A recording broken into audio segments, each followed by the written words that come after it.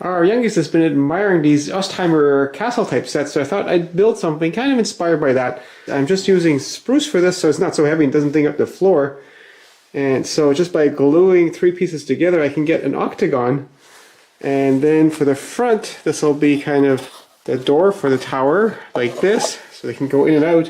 And I need a turret on the top, which this piece is just wide enough for that to cut that out of.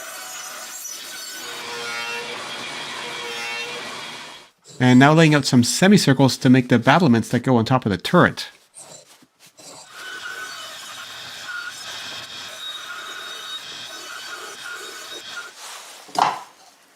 And next I have to make the gaps on top, and these apparently are called the crenels.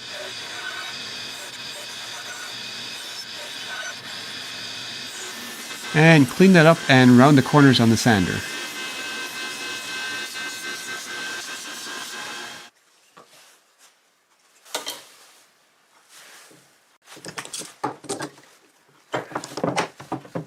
My original plan was just to make 45-degree cuts on the edges with a table saw to make an octagon, but then I thought it'd be even cooler if I cut it round on the bandsaw instead. And I gotta make sure it's parallel to the bandsaw, otherwise my castle tower is gonna be conical.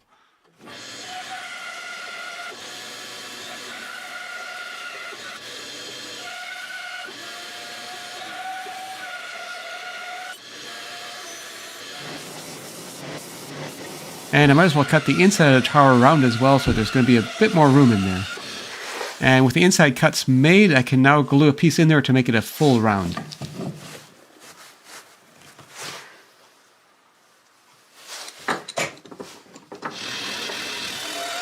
And with the glue on the turret now dry, I can work on that some more, first cutting the bottom part conical.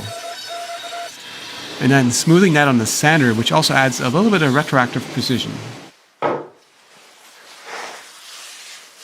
So I actually glued some of the cutoffs back in so that the bottom is now square, and now I can glue a few bits in here to actually make this have a floor. I realized it would be better if the top inside edge was round, but to do that I have to refine the center of the circle that I cut.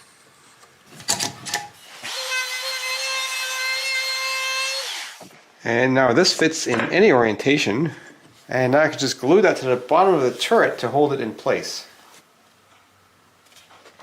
And rounding that just added piece, it's actually a bit easier to do that with the hand plane. I was going to round this part as well, but then I realized this would actually look much cooler if there was some kind of a threshold right here so that somebody could step out of the castle.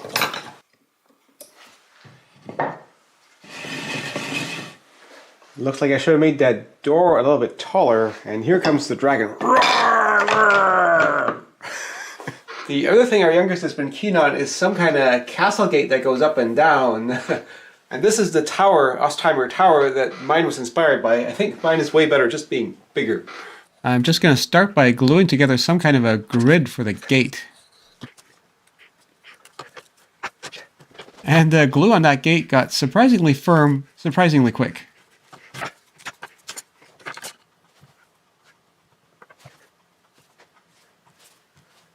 Now I'm just making a few cuts with a table saw to make some grooves for that grid to slide up and down in.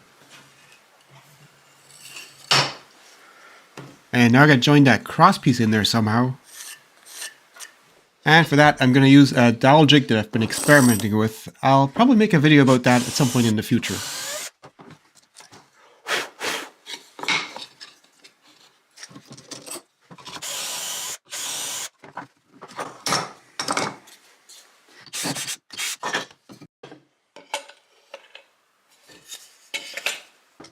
And I can use that same dowel jig to drill the holes in the side pieces.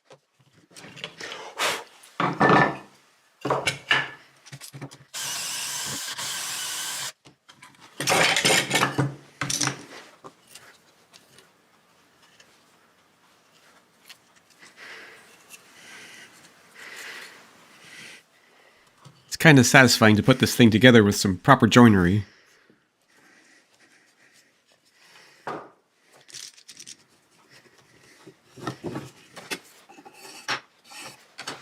And a threshold for the bottom to help hold it together a bit more stable. And now some pieces of castle wall to go with it, because without those it just wouldn't be complete. And I figured the battlements don't have to be full thickness, so I'm cutting that down on the table saw a little bit, cutting out on the bandsaw, and then tidying up with a belt sander. And I figured it would be better play value if that tower had a door on the back of it, which is more tricky to do now that it's glued together.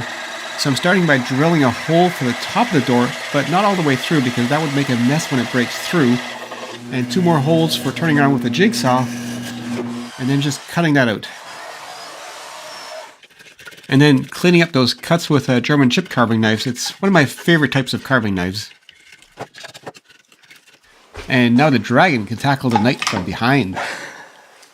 On the Ostheimer version, the castle gate has got a bit of extension on either side, so I thought I'd add a little bit of that too.